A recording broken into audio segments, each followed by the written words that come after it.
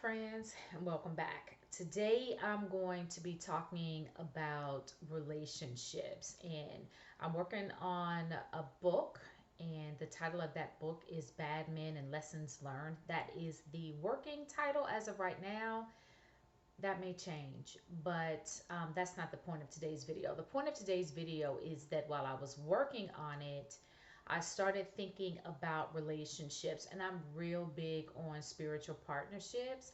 And spiritual partnerships are a step beyond just dating or finding someone to be in a relationship with. A spiritual partner is someone that is committed to your growth and development, and you're committed to theirs. So, you've heard me say this before that we are spirit first in these human fleshly forms, and there are things that were decided upon before we come into these physical bodies that we are to accomplish, certain lessons we are supposed to learn, if you will.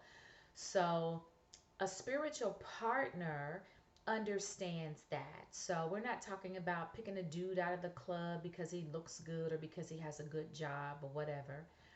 We're talking about someone that is committed to your development, someone that is committed to your spiritual growth, that is committed to your success in life, that is committed to your soul's expansion. So that requires a little bit more forethought, a little bit more understanding than just randomly picking somebody out of a club or exchanging numbers with the guy at the restaurant. So don't get me wrong, that is definitely the start of a relationship, but there are certain things that you're looking for. There's a certain understanding that you want to have before you embark on a serious relationship with someone. So that is what I mean by spiritual partner. And think about approaching your relationships from that standpoint. That is a deeper understanding, that is a deeper goal. But once you do that, man, that's when life gets good. When you find someone that is committed to your soul's development and you're committed to theirs, I mean, that looks like not only are you growing as an individual and shedding dysfunction, but that means that you're fulfilling your purpose in the earth and that you're offering your gifts as a service to humanity. When you knit together with someone like that on that level, I mean, that kind of partnership is just where life is going to get good. It's going to be so, the relationship is going to be so much more satisfying than he's coming to the relationship broken and you came to the relationship broken and now this is coming up and blah, blah, blah. And now he's mad and and we're fighting that. Now, don't get me wrong. When you're with a spiritual partner, things are still going to happen. Things are still going to come up. That's what the purpose of it is, so that you can see your dysfunction. And the perfect mirror for that is going to be your spouse or your significant other. You're going to be able to see who you really are and see what your dysfunctions are. If that's insecurity or anger or jealousy or laziness, all of that is going to rear its ugly head within the confines of a relationship. But here's the difference. Instead of you getting mad and folding your arms and finding your corner and him doing the same, you all are going to come to the table and say, this is a big issue for us. And you're going to roll up your sleeves and you're going to figure out what needs to be done to move beyond it. Is it my work? Is it your work? Is it both of our work? And when you do that, you're going to find just a deeper connection and a deeper level of satisfaction with your relationship or with your marriage. So that's my definition of a spiritual partnership. But this is what I wanted to come on and talk about today. The concept of values. And so people are inherently different. When you meet someone, even your spiritual partner, they're going to have their own set of values. You're going to have your own set of values. And so you want to sit down and kind of get clear about those, and preferably before you actually get into a relationship with someone, you know what your goals are, you know what your values are. I'm sorry, goals we can talk about later, but this one we're gonna stick to values. You want to know what your values are. When you know what your values are, You know the kind of partner that you're looking for. So let me give you a real quick example of what this could look like. Let's say you value family and you are at the age where you're starting to date or you're looking for your spiritual partner. You don't want to pick someone that has already decided that their mission and that their role in life um, entails them flying all around the world and meeting dignitaries and I don't know, serving humanity in some way that takes them away from home a lot, and they would leave you stuck at home raising the family by yourself. So that's an example of a conflict in value. So you want to sit down, you want to figure out what you value, and then you want to find a person that not only understands the concept of growth and development, or what I just summed up as a spiritual partnership, but you also want to include your values. So the more clear you are about them, when you meet someone, you're going to be able to tell when they are in direct conflict. Now, as a couple, of course, you grow, but that growth may look different from person to person. I mean, we are individuals, we have our own personality, and someone's choice of growth may not be your choice.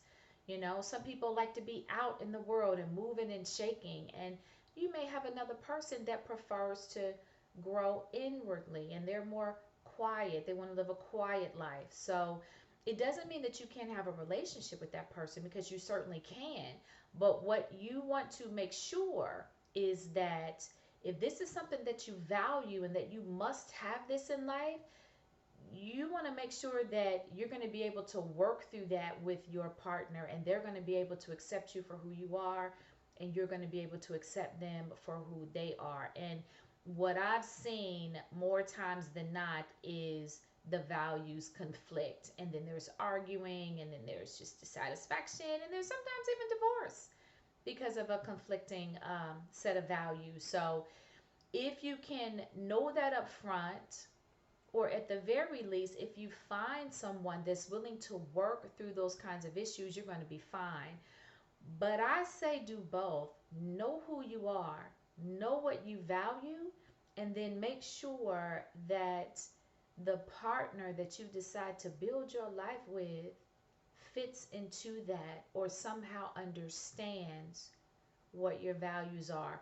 If someone values recreation and fun and travel, and someone else values success or wealth, you may find a conflicting value in that. When you want to be on the back of a boat, hanging out with your buddies, drinking champagne and just really enjoying the sunset, they're going to be at the office working, building. It doesn't mean that one is better than another, it just means that they're different. And so, to the extent that you can get clearer about things like that, you're going to find the partnership more satisfying. And so, if you can, and I know this is a tall order, because sometimes your heart just gets stricken by a person, and you just kind of start to fall in love with them, and that's okay.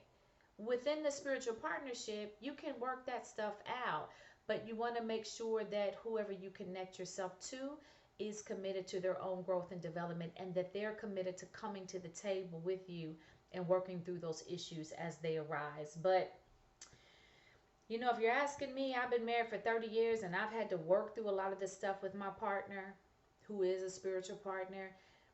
I can honestly say that some of that stuff, it's better to know up front.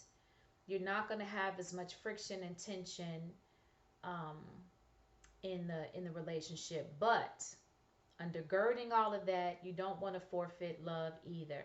If you love someone and they love you, and they're committed to their own growth and development, and they're committed to a whole and healthy partnership, you're just going to get through it. So you kind of have to feel your way through it.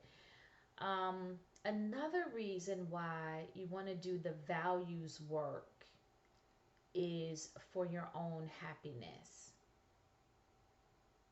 When you build a life around what you value, you're going to find that life is just more satisfying. Let's say you value adventure.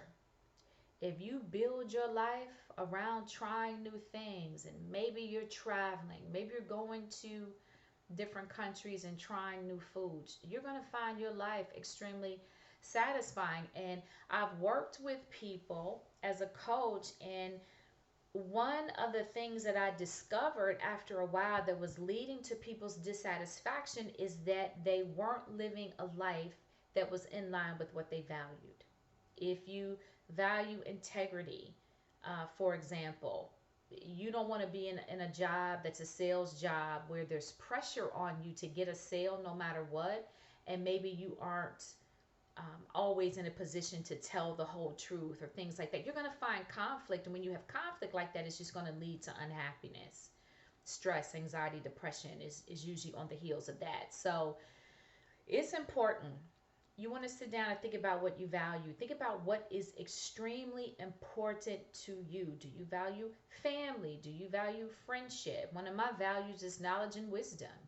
And I am able to just, with the proliferation of the internet and YouTube and ebooks, I mean, I can just immerse myself in that. I couldn't even imagine a life where I wasn't allowed to do that. So that makes me extremely happy. So when you live a life that's in line with what you value, you're just going to find your life more satisfying. So that's what I wanted to come on here and talk about today. Do your values work? Think about what your values are: integrity, joy, fun, adventure, faith, um, success, wealth, wisdom, beauty. I mean, there's so many things that you could nature. There's so many things that you that you could value. And I laugh because I'm not a nature person. I couldn't imagine being in a partnership with someone that was a nature buff. I mean, I'm the girl that's standing outside and I'm swatting the flies and I'm swatting the bugs. I couldn't even imagine someone that valued nature being in relationship with him, and they always want me in the woods and they always want me in the trees and in the bushes, and I would just be miserable. So values work is extremely important. Think about what yours are and start to build your life around those. And then when you start to look for a partner, make sure that there's going to be a little bit of give and take. If there's not a complete fit, you may not be able to find a person that values exactly what you value. In fact, I'm going to go out on a limb and say more times than not, you're never going to be a 100 match to another human being, because we're all just too individualized for that. You can match 5 out of 7, but you're probably not going to get 7 out of 7. That's just kind of the way human beings are wired. Just diversity is the name of God's game. But if you find someone that says, okay, I know you value that and I can work with that, here's what I'm willing to do to support you in that value. I may not be out there in the sticks, in the bushes, in the trees, but if that's how you want to spend every weekend, then I'm going to be over here with my wisdom and knowledge thing, and we can make this work. You just want to be clear and upfront when you're choosing your partner, and you want to make sure that they are committed to your soul's evolution, and you're going to be committed to theirs. And if you do that, you're going to find your life so sweet and so much more satisfying.